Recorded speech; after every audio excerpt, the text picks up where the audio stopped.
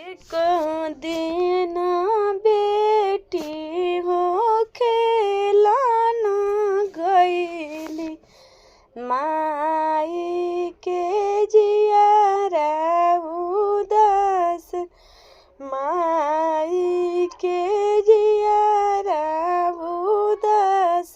दुआरा से न कर प्रभु जी धनी सेवर जलागा। दुआरा से न कर प्रभु जीवनी धनी सेवर जलागा। काहे तू धनी आंगना बैठलू, काहे तोहरे मनावा उदास, काहे तू धनी आंगना बैठलू, काहे तोहरे मनावा उदास।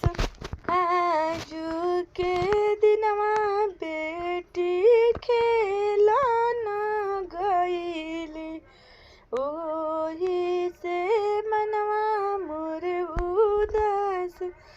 आज के दिनवा प्रभु बेटी बगिया में गईली, ओही से जियारा उदास।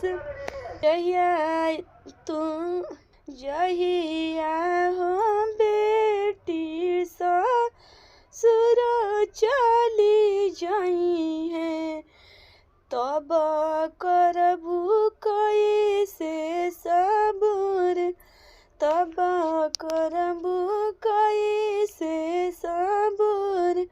ऐसन बोलिया प्रभु फेरू जानी बोले बा, हमारा करेज फाटी जाए, हमर करेज फाटी जाए। के करा से करे में प्रभु जी हमारा तो दिन बतिया हो, के करा बियाहन के सोच, के करा बियाहन के सोच, के करा पाजरवा प्रभु जाई के बैठे म, के करा से करे में दिल के बात, के करा से करे में दिल के बात।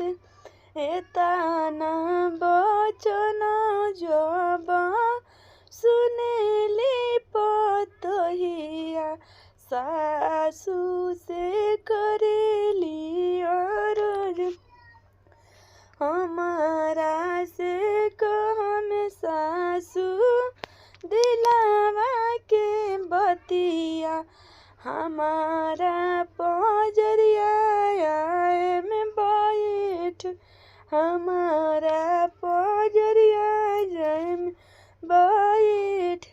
हम जे देह में सासू बेटी वाला दरजा हो, भूल